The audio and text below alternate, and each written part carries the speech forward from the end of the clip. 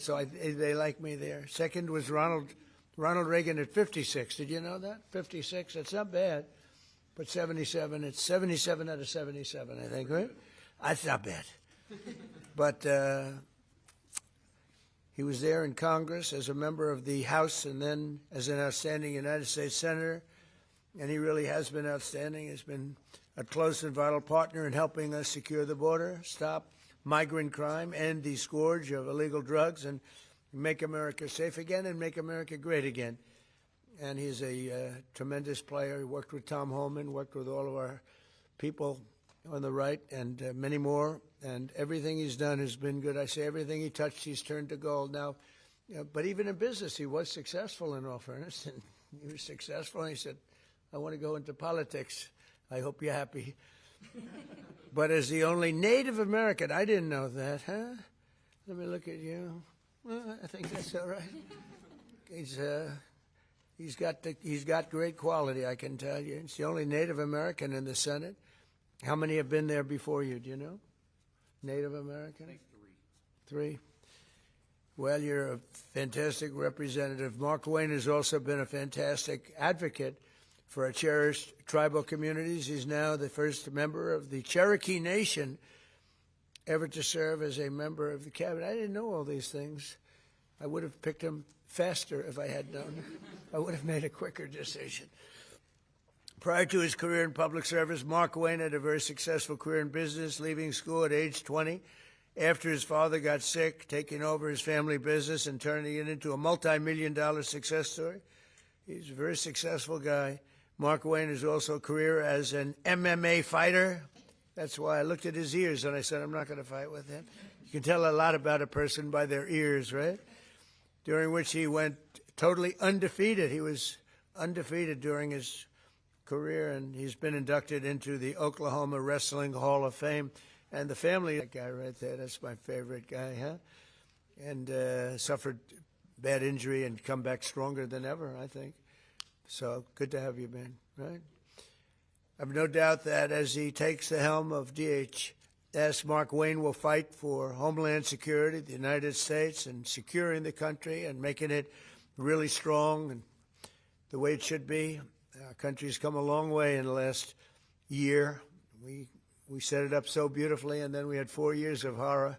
We had 4 years of disgusting horror, open borders, and things that nobody would even think of. You wouldn't even think of. 25 million people poured into our country, and we've gotten a lot of them out, but we have a lot more to go. We have 11,888 murderers came into our country. People came in from all over the world, from prisons and gangs, gang members, drug dealers, people from mental institutions, insane asylums. That's the mental institution times 2. And what they allowed to happen to our country can never be allowed to happen again, and it won't. With Markwayne, we have somebody that's strong, professional, and fair. As you know, the department that Markwayne takes over today is currently shut down by radical left Democrat thugs in Congress who have blocked all funding for DHS, illegal alien criminals, gang members. They want to protect them from being taken out of the country, drug dealers, murderers. They're protecting them all. People, you know, I see the midterms are close. I don't know what close means, but I don't know how people can vote for them. You take a look, men, they want men to be able to play in women's sports. They want transgender for everybody. Terrible, but that's the way it is. They don't want to give voter ID. They don't want voter ID for elections. They don't want proof of citizenship for elections. And then they get to vote. They do cheat, but I don't know, it's hard to believe they can cheat that much. Just in the past few days, we've seen the horrifying consequences of Democrats' deadly open borders, and they want to open the borders again if they have their chance because they think they're going to get votes by doing that. On Thursday, a precious 18-year-old college student named Sheridan Gorman was shot and killed while she was walking in a park. She was just walking in the park, didn't do anything. The illegal alien monster charged with Sheridan's brutal murder had come illegally from Venezuela and been released into our country by sleepy Joe Biden, the worst president in the history of our country. And I don't say that because I don't like him, dislike him. I talk about job performance. That's all I care about, job performance. Worst president in history. And Obama wasn't far behind, by the way. But he was then arrested and released again by Democrat governor, a real slob of a governor, J.B. Pritzker, in the sanctuary city of Chicago, which we could make safe in 2 months, I would say. 2 months if we sent in the group, Tom, right? 2 months would be good. 3 months, very good. 4 or 5 months, it would be great to do that. All they have to do is call and ask for a little help. The Democrats in Congress do not care how much American blood they shed in their demented pursuit of open borders, from Sheridan Gorman to Jocelyn Nungary and Laken Riley. Their quest to flood our country with illegal aliens has left countless American victims in its wake. They never change, do they? They see what's happening. They never change. That's what they want. They want to get the votes. With sanctuary and sanctuary cities going at levels that they are, and we've ended a lot. We've done a lot. But for some reason, they love it. It's a sanctuary. You know, sanctuary cities are sanctuary for, it's really a sanctuary for criminals. With Secretary Mullin at DHS, we will continue our record-setting efforts to deport these illegal alien criminals from our country, and we are doing at record levels despite a very unfair court system, a radicalized left court system, and others that I'm not too fond of also. And we'll protect innocent American lives. Every single illegal migrant who is a criminal record must be deported immediately. If they have a criminal record, you got to deport them. And there's a lot that came in under Biden. And Kamala, the border, never called Border Patrol. Never once called Border Patrol. Can you imagine that, Jim? She's the border czar. She never called Border Patrol. Explain that to me. She was as bad as he was. Going to give him IQ tests next week. Under the Trump administration, we've achieved unprecedented gains on public safety. Yesterday, we were in Memphis, Tennessee, to celebrate the steepest reduction in crime ever recorded. We've been there for about 5 months, and the numbers, nobody's ever seen anything like it. And thanks to our Memphis Safe Task, it's called Safe Task Force, alongside our efforts in Washington, D.C. And what we've done in Washington is amazing. We have Washington as a safe city now. It's been amazing. It's been, if you go back a year and a half, 2 years ago, Washington was one of the most unsafe cities anywhere in the world, let alone this country. And now we have a very safe city. And what they've done with all of the people working, many of the people standing right there, has been incredible.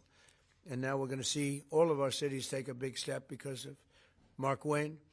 In 1 year, my administration, we've created the most secure border in the United States history and the largest drop in slashed the illegal fentanyl crossings on our border by 64% and accomplished the largest decline in the murder rate in the history of our country, bringing it down to 1,900. That's before my father was born. My father was born a little bit after that. He wouldn't be happy mentioning this because he never liked talking about age, but he lived to be a ripe old age, but that's before my father was born.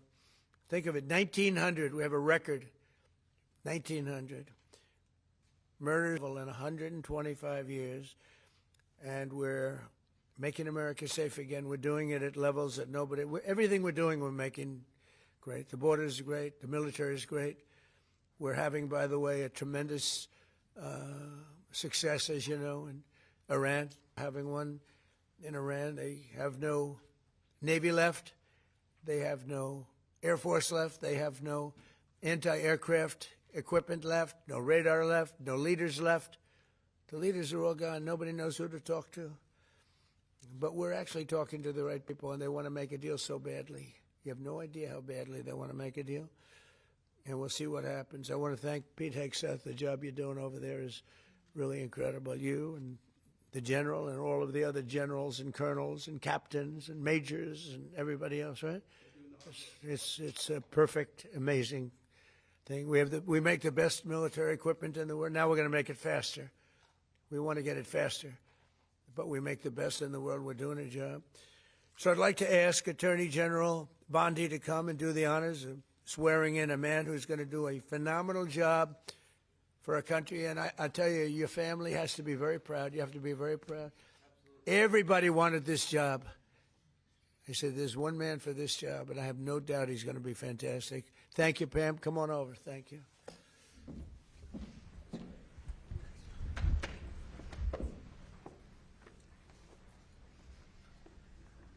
Please raise your right hand and repeat after me.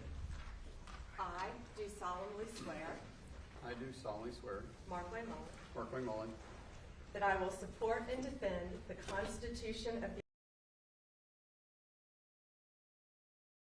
against all enemies, foreign and domestic, against all enemies, foreign and domestic, and that I will bear true faith and allegiance to the same, and I will bear true faith to allegiance and do the same, and that I take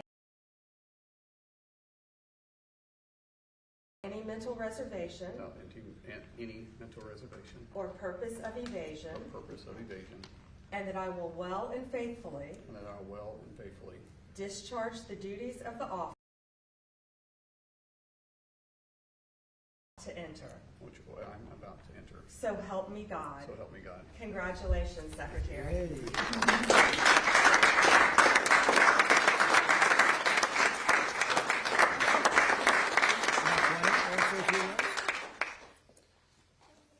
Thank you. I think that was the most nervous I've ever been. It just seems surreal being in the Oval Office and having the President of the United States speak so highly of me and then recognize my family and know my family by name. It's humbling, and I never take it for granted, but I made this very clear that I don't care what color your state is. I don't care if you're red or you're blue. At the end of the day, my job is to be Secretary of Homeland and to protect everybody the same, and we will do that.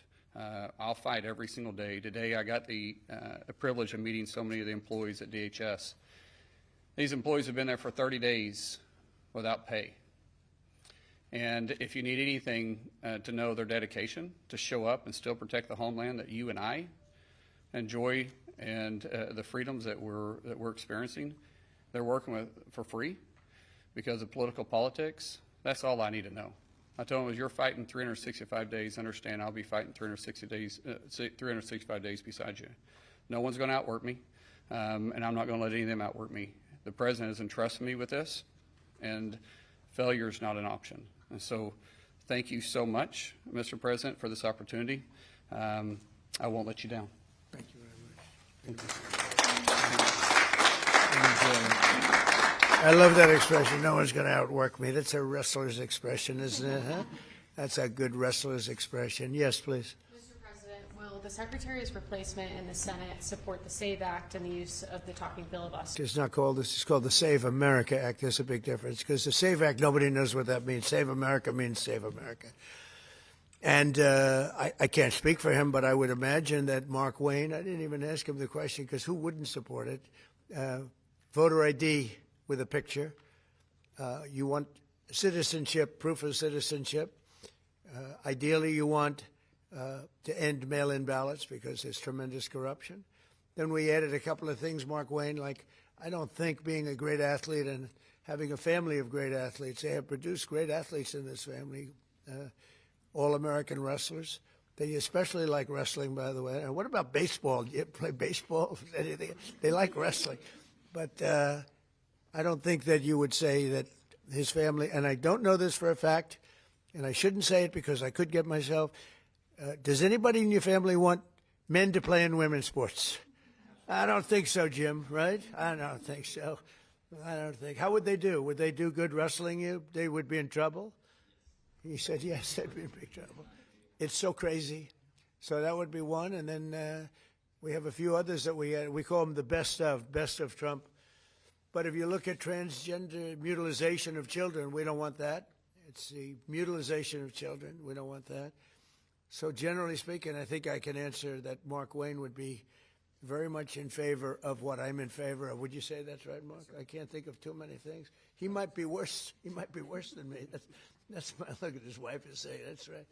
But so yeah, he's going to be great. Yeah. Do you believe the Secretary will run DHS any differently than Kristi Noem did? What do you hope to see as his priorities? Well, we had a good run. Look, we created the strongest border with the help of that man right there. Tom is so incredible. And he's going to be a big influence here too. There's nobody more professional, nobody better. There's nobody better as a human being. You know, he looks tough, but he's got a good heart, but not too good. Don't make it too good. But you know, we had Tom. We have the safest border we've ever had. We have a lot of assets, but a lot of things we can do, and we're going to do. We have to get criminals out of our country that were allowed in by Biden. Yeah, please. Mr. President, do you support what appears to be emerging agreement coming out of the Senate to reopen DHS? Well, I'm going to look at it, and we're going to take a good hard look at it. I want to support Republicans, and you know, sometimes it's awfully hard to get votes when you have Democrats that don't want to have voter ID. They don't want to have proof of citizenship. They don't want to do anything about men playing in women's sports. That's one of the items we put on, you know. And I did that just at least an 80-20 issue. No, it's about a 99-1. I don't think it's, what do you think, Pete? Do you think it's 80-20? Who's closer, 80-20 or 99-1? Almost 100. Yeah, I think 100 is really the, so, you know, so I support that, and I support common sense.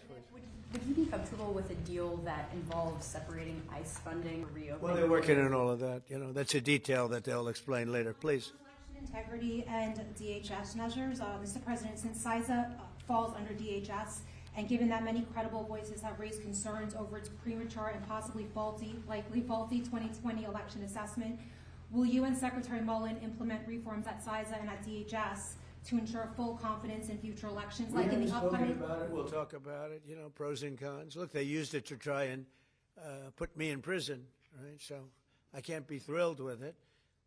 They used that very strongly, very illegally. The Democrats are thugs, and I want to say that. It would be nice to everyone get along, but it's a different country than it was years ago.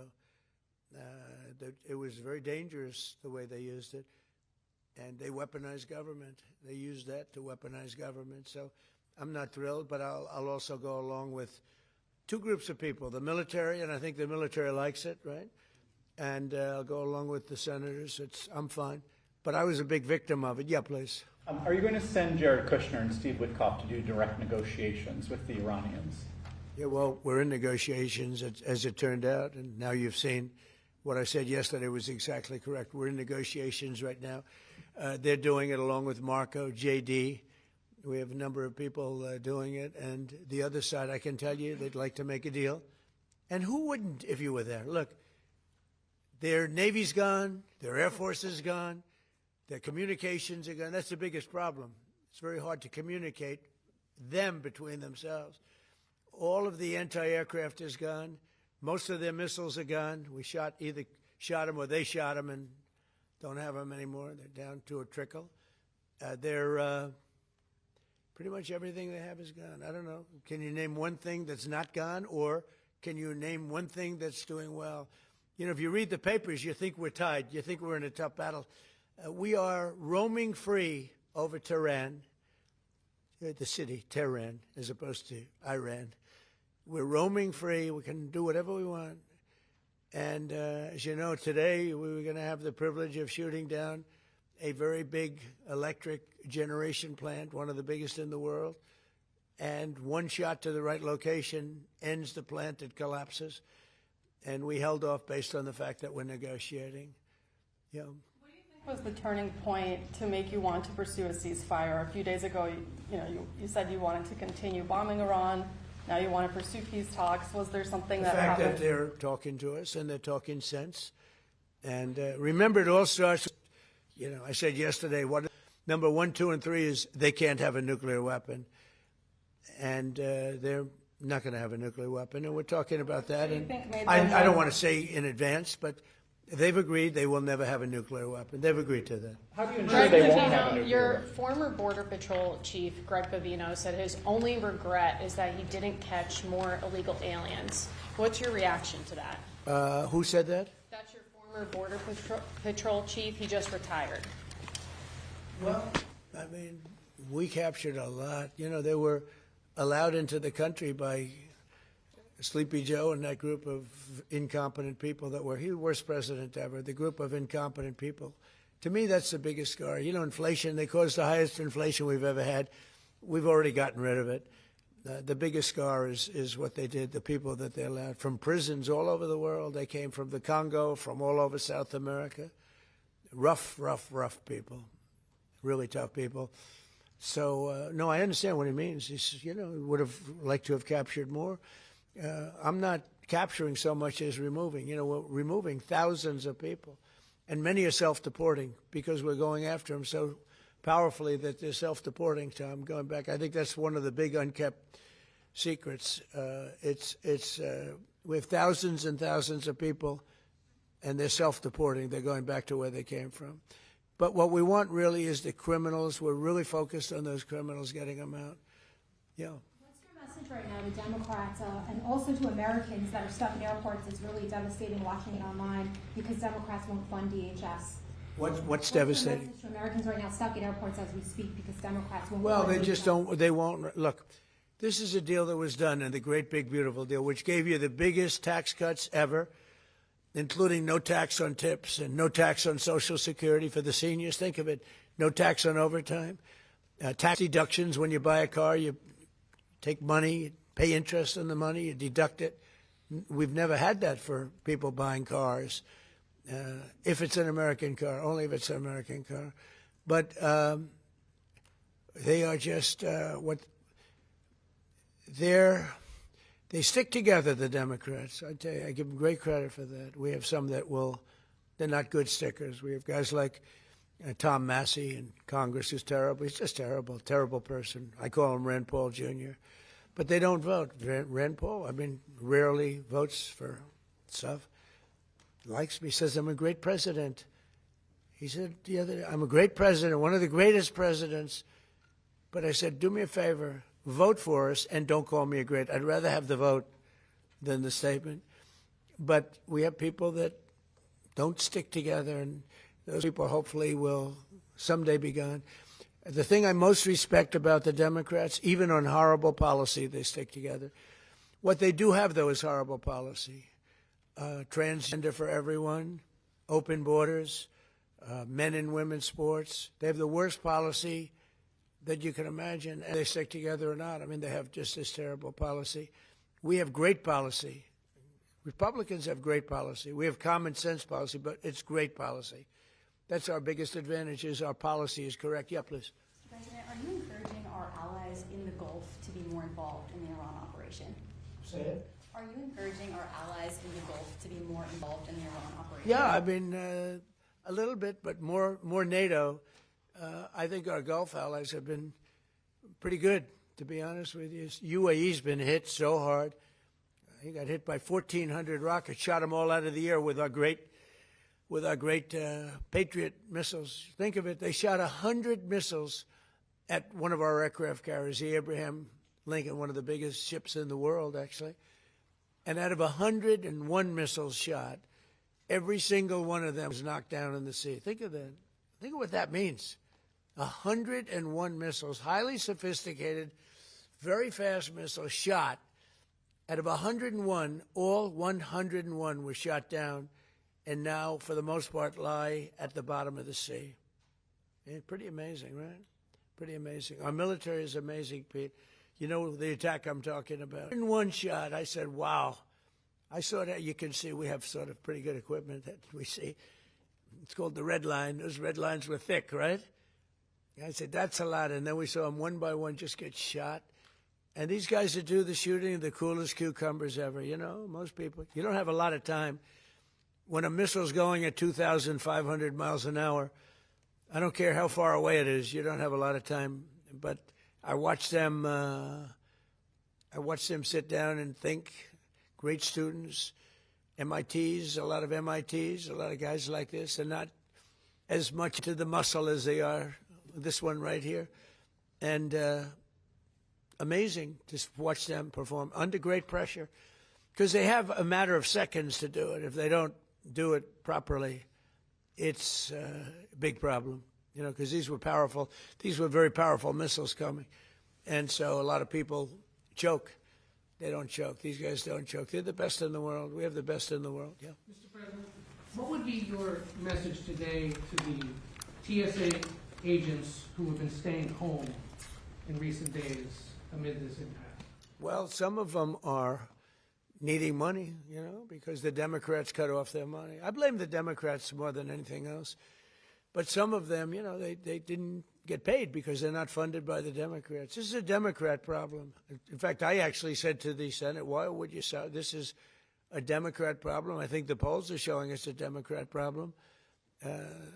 And they'll do anything actually to hurt our country so they can try and win the midterm. If we ever went back to our old policies, we wouldn't have a country left. If they get a deal, Republicans and Democrats in the Senate, to fund all but enforcement operations of ICE, to get those TSA agents repaid and to open up the rest of the department, would you sign that? Well, I don't want to comment until I see the deal, but as you know, they're negotiating a deal. I guess they're getting fairly close, but I think any deal they make, I'm pretty much not happy with it. These guys came in, they wouldn't pay people. They had a deal to pay. They had to break their deal. The Democrats broke the deal that we had. It was all done. Everything was fine. And then they just said, well, we're not going to pay anymore. And they hurt our country. And at a very difficult time because, we are at, as they would say, a war. They call it a war. I call it a military operation, a very successful one, successful like nobody's ever seen before. Hey, Venezuela was equally as successful. That was a great thing. No, the Democrats had a deal. It was a done deal. And then they said, well, we're not going to pay. And so a lot of people suffered over that and put our country in danger. You have another question? You haven't been here in a while. Well, on Iran, can you give us any more sense of who exactly in Iran it is, either Witkoff and Kushner and others are speaking with? Yeah, we had, I hate to say this in front of these young people. They're not children.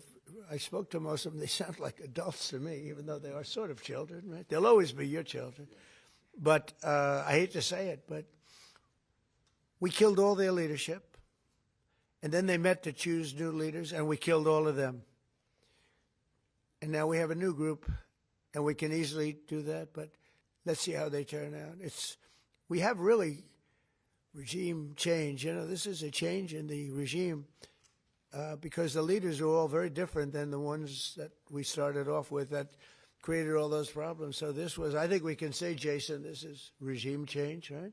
What makes you trust them? I don't trust anybody. I don't trust you. I mean, that's only because I know you. But if I didn't know you, I'd probably have more trust. But I don't trust anyone. Why bother Why talking to them? do you say that? Why do you say what makes you trust? Do you think I trust them? I don't trust them. Then why bother talking to them? Because they're going to make a deal. They're going to make a deal. They did something yesterday that was amazing, actually. They gave us a present, and the present arrived today. It was a very big present worth a tremendous, and I'm not going to tell you what that present is, but it was a very significant prize. And they gave it to us, and they said they were going to give it, so that meant one thing to me, we're dealing with the right people. Is that nuclear related? No, it wasn't nuclear related. It was oil and gas related, and it was a very nice thing they did. But what it showed me is that we're dealing with the right people. Because, you don't know, because the leadership was killed, all gone. Khomeini, all gone, as the expression goes, the past supreme leader. And then the new supreme leader was racked up, at a minimum racked up pretty good, and everyone else was gone. Third tier are gone. But we're dealing with a group of people that I think turn out, and the present, the gift they made to us was very significant, and they're the only ones that could have done it. Jennifer? Was it related to the Strait of Hormuz and the flow of? To the Strait, yeah, it was. Are you negotiating on who's going to control the Strait from now on? No, we'll have control of anything we want. Look, if we can end this without more lives being down, without knocking out $10 billion electric plants, the apple of their eye, I'd like to be able to do that, But they can't have certain things. I mean, you know the things. I don't have to go over the list, but again, it starts with no nuclear weapons, and they've agreed to that. There won't be any nuclear weapons. They're not going to have, and they're not going to have enrichment, any of those things. But look, I hate to say that we're in a very good bargaining position, and I hate to say that they're defenseless because, until that last missile is fired, they have little power. But we are in about the best bargaining position. We're way ahead of schedule. And again, they have no Navy and they have no Air Force, and most of their missiles are gone. Most of their launches we've killed. You know, we've killed about 82. Even if they had a missile, they can't launch it. We've been very fast. We have the greatest military. We have the best military equipment in the world. Go ahead. On Saudi Arabia, there's been some reporting that you've been talking to the Crown Prince. Have you been focused on normalization between Saudi Arabia and Israel at this Well, point? no, we have a great relationship with Saudi Arabia. What do you hear with Saudi Arabia?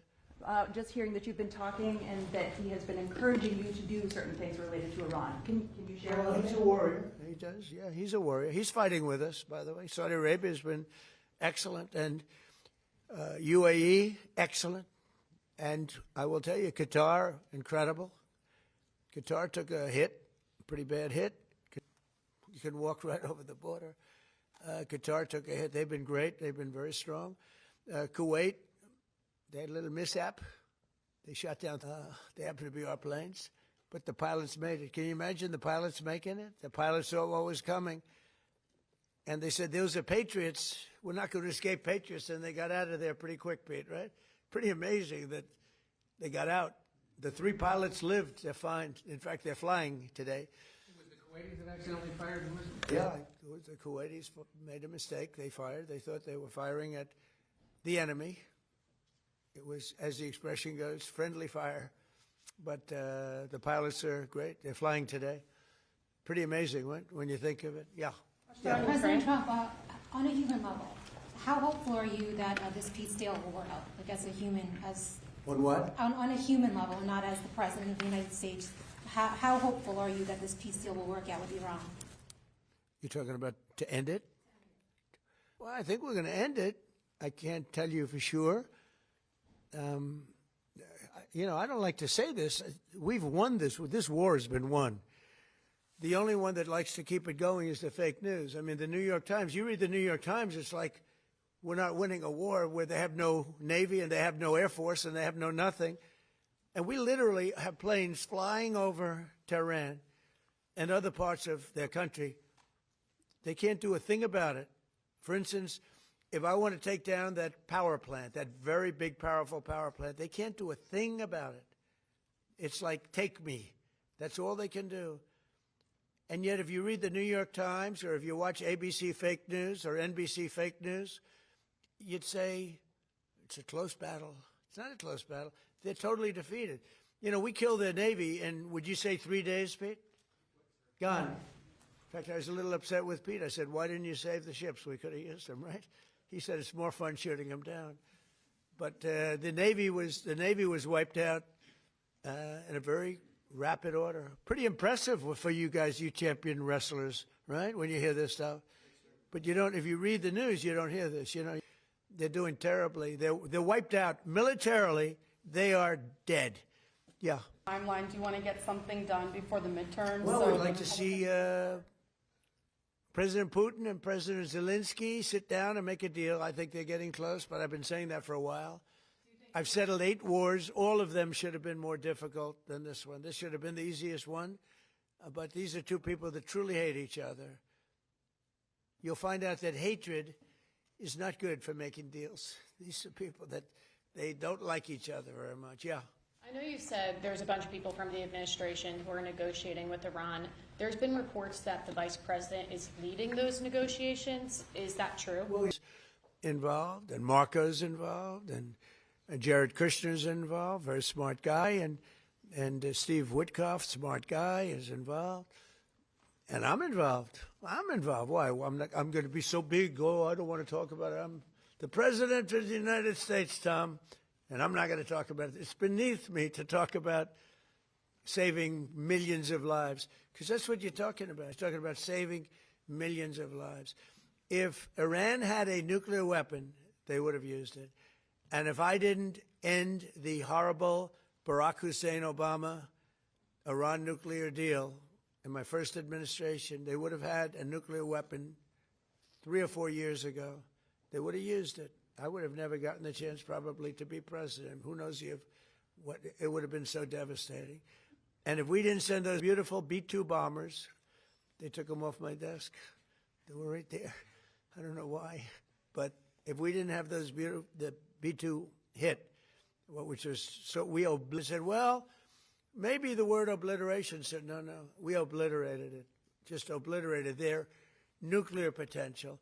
You would have had them having, 2 weeks after that attack, had we not made the attack, they would have had a nuclear weapon. They would have absolutely used it, and they would have used it on the entire. And you know why you see that? Because when this war broke out, unexpectedly, they started sending missiles to UAE, Qatar, Saudi Arabia, Kuwait, Bahrain, and elsewhere. And nobody thought they would. Were you equally surprised by that, Pete? Way more than we thought, Mr. President. Pete, do you want to give about a 3-minute statement on how we're doing in this, as I call it, military operation? People don't like me using the word war, but so I won't. But the Democrats call it a war. How about a little statement? I think he's done a very good job. Do we agree he's done a good job, Markwayne? Can we take some of your time? Well, thank you, Mr. President.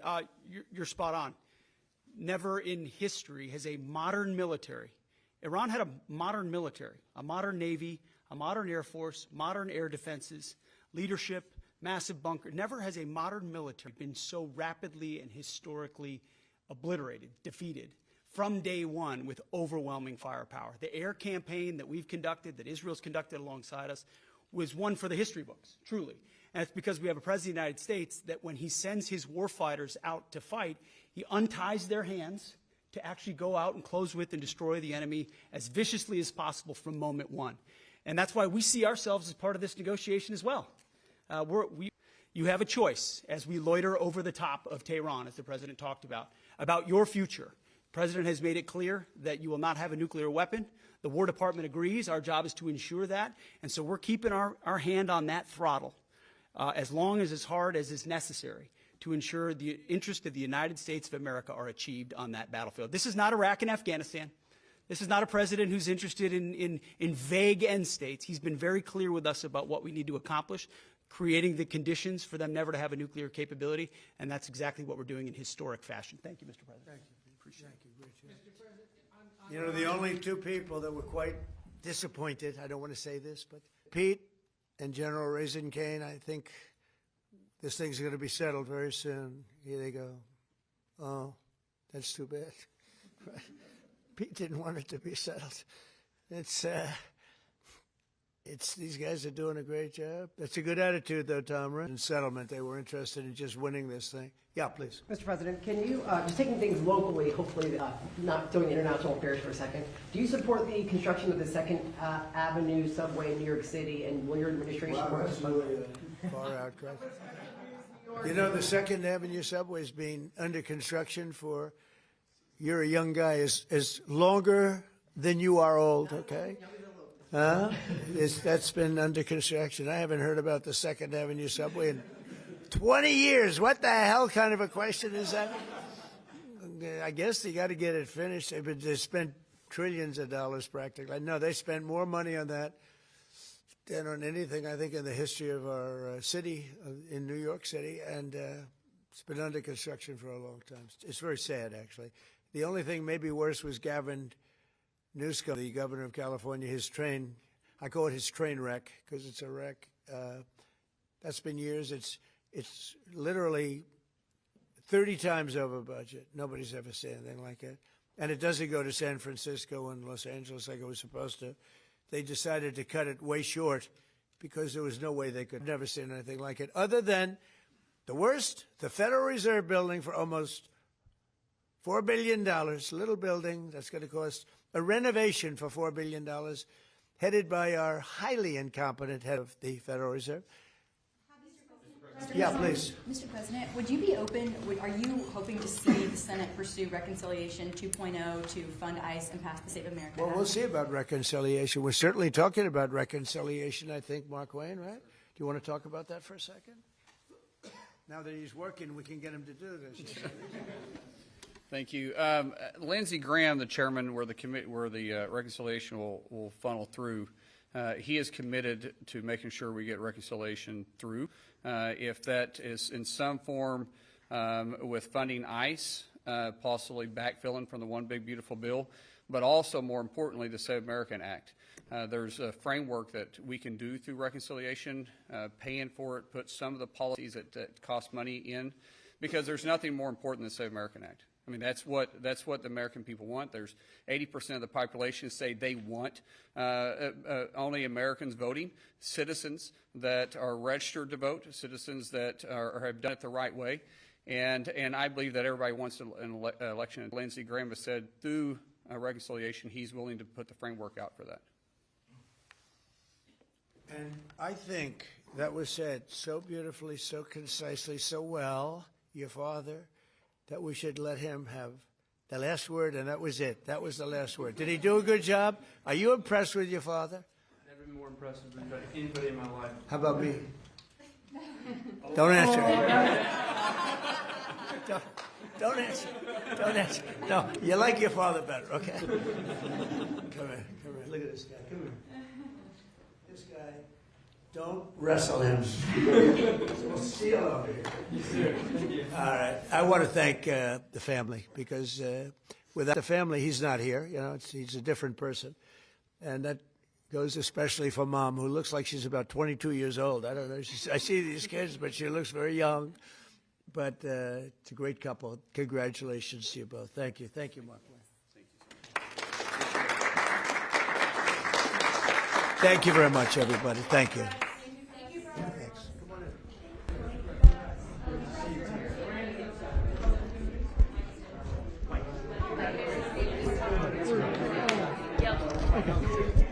Thank you.